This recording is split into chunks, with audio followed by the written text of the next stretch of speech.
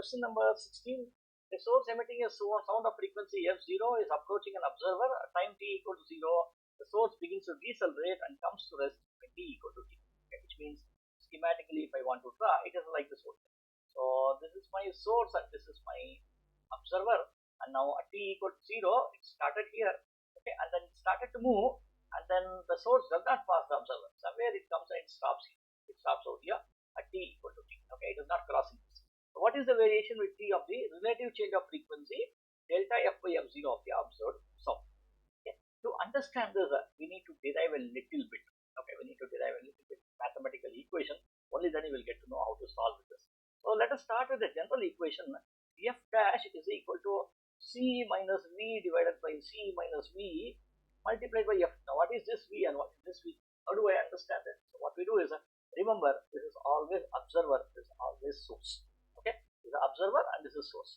Okay, and then you need to use your sign notations. What you do is, if the observer is stationary, you can put v0 equal to 0. Okay, if the source is moving towards the observer, let vs be positive, so therefore your apparent frequency should increase. That's what is the idea. Now what I do is, see, the observer is at rest, so therefore I'll write this as c by c minus vs into f over here. Now let me simplify this much more so that I can write this as c into 1 minus vs by c multiplied by f. Do not get confused with the c with the velocity of light. This is not velocity of light, this is nothing but the speed of sound. Okay, so therefore, in order to distinguish between v and v0 and vc, okay, so what I do is I write like this over. Okay, and this is the standard notation followed in your textbooks also. I'm not changing anything. This c and this c goes away. You have this as f dash.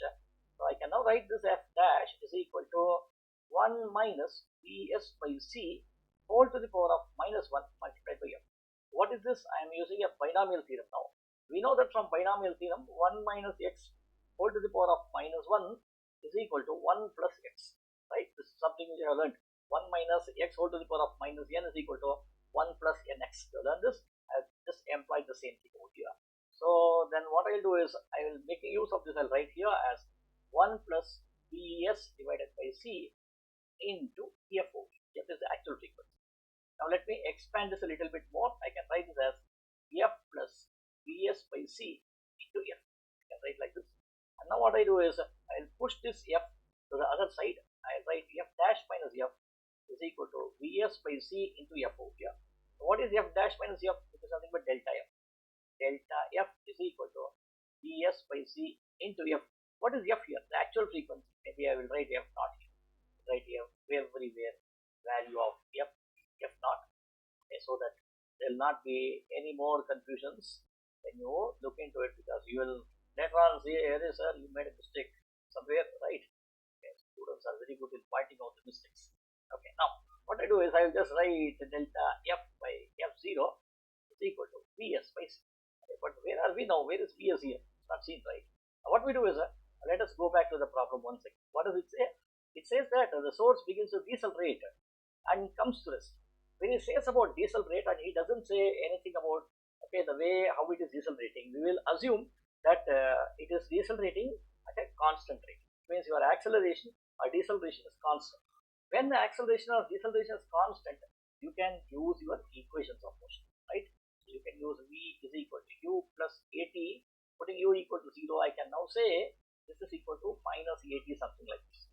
Okay, so therefore, if a is constant, it's proportional to t. So thus I can now say delta f by f0 is equal to minus at by c. A is a constant, so I can now write this as minus a by c multiplied by t. Now what does this look like? Delta f by f0 is along the y-axis, right? Look at this. Delta f by f0 is along the y-axis and t is along the x-axis. So therefore, I can now write this equation as y is equal to some minus m into x over here. Okay, or maybe, oh sorry, this is u minus at, right?